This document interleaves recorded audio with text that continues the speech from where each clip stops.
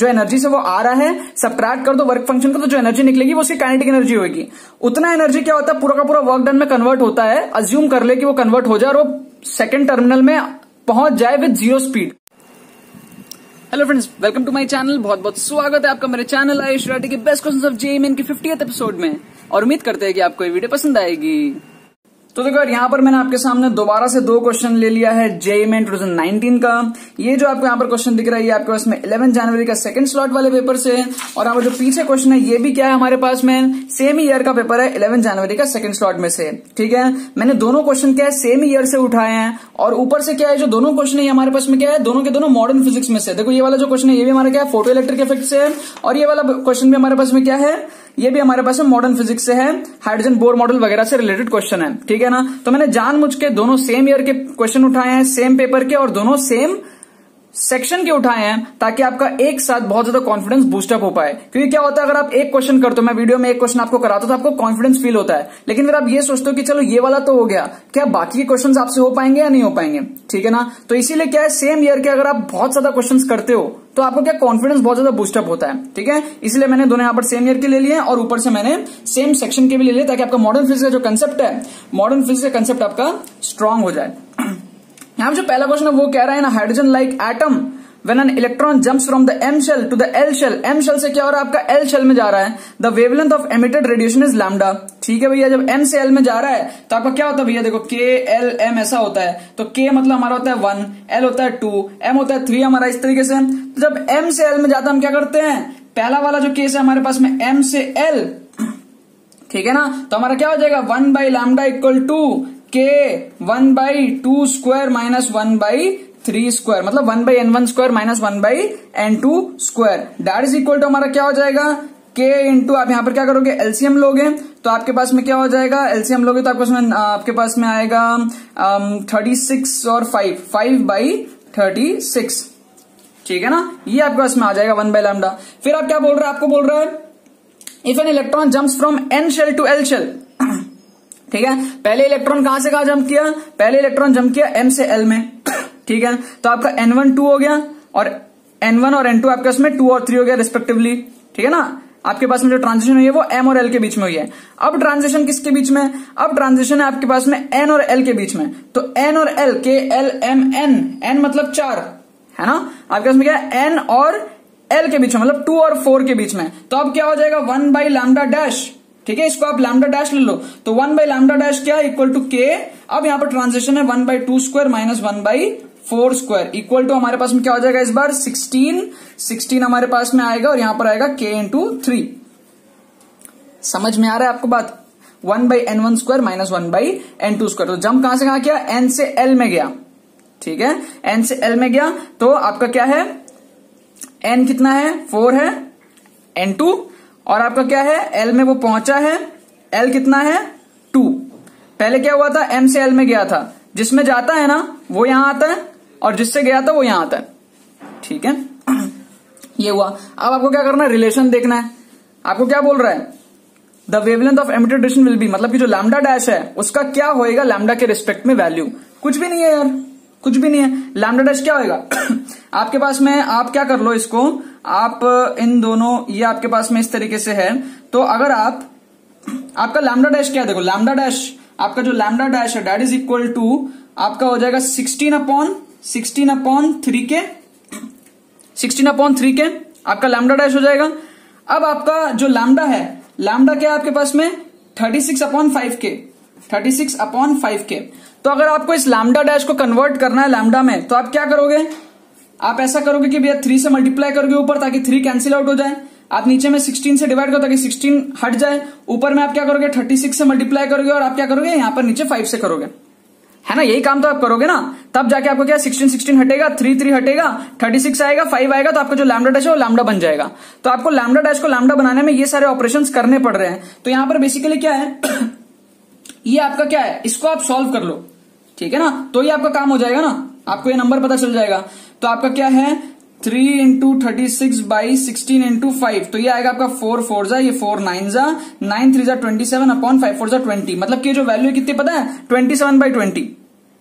ठीक है, तो मतलब क्या है, आपको लैम्डा डैश में क्या करना है, 27/20 मल्टीप्लाई करना होगा, तब जाके आपका लैम्डा बनेगा। तो ऑब्वियस सी बात है, लैम्डा डैश क्या है, 20/27 इंटू लैम्डा, है ना। तो आंसर क्या हो जाएगा, 20/27 इंटू लैम्डा। मैं दोबारा से रिपीट करता हूं, कुछ भी नहीं है, ये आपको फॉर्मूला पता होता है बेसिकली, 1/λ इक्वल टू हमारे पास में कांस्टेंट वैल्यूज होती है 1/n1² माइनस 1/n2²। ये चीज पता है। ये हमने क्या किया, KLMN हमको पता है 1 2 3 4 रिस्पेक्टिवली, तो उसके हिसाब से किया। एक बार इधर किया, एक बार लैम्डा डैश के लिए किया।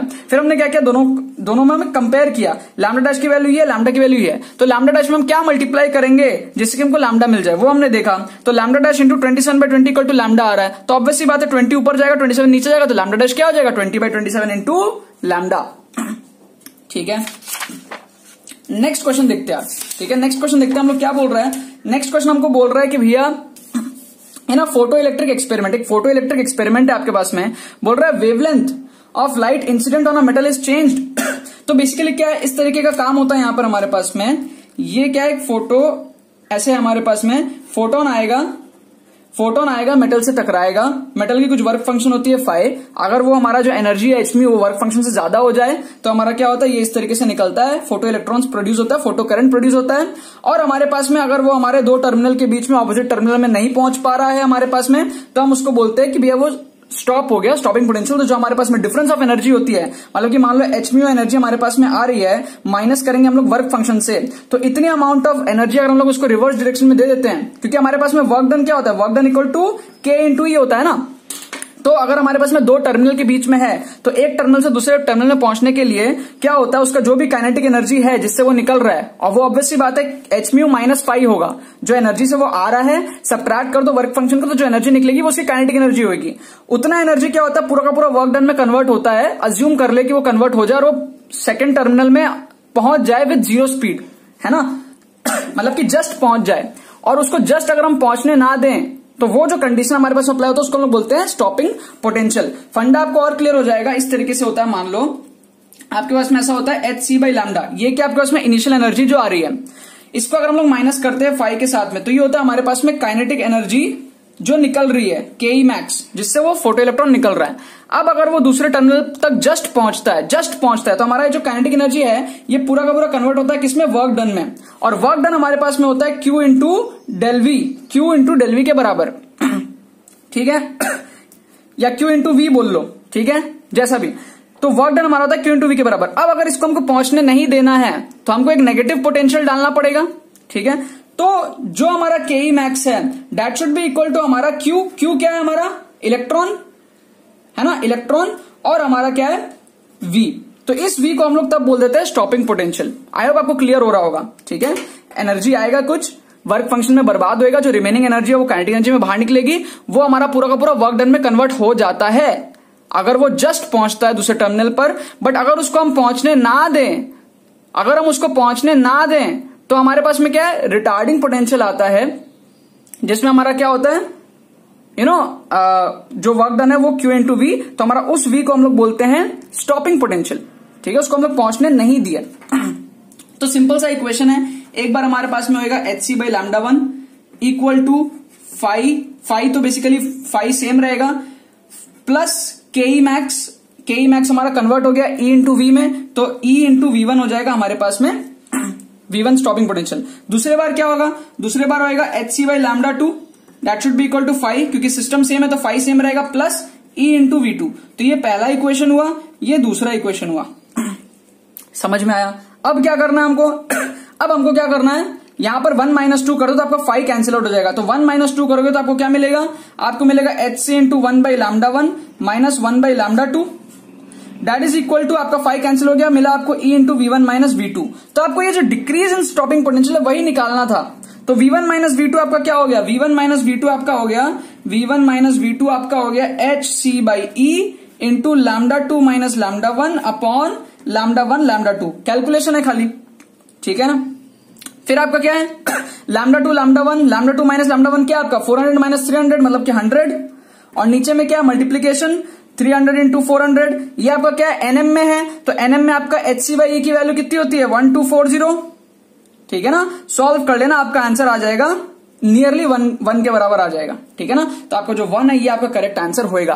मैं एक बार दोबारा से दोनों क्वेश्चन रिपीट करता हूं। यहां पर क्या था, हमारे पास में ट्रांजिशन हो रहा है तो ये फॉर्मूला यूज हुआ, N1 N2 पुट किया हमने सही तरीके से और फिर कंपेयर किया, करेक्ट है।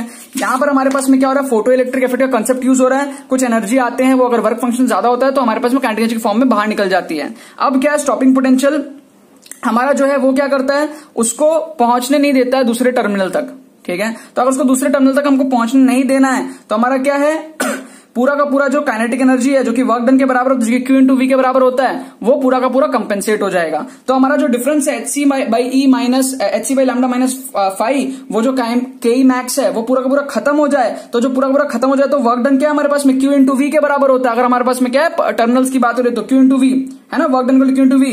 देखो बेसिकली क्या है, पोटेंशियल क्या होता है, work done per unit charge होता है ना। पोटेंशियल क्या होता है, आप लोग इलेक्ट्रोस्टैटिक्स में पढ़ते हो ना, work done per unit charge is potential.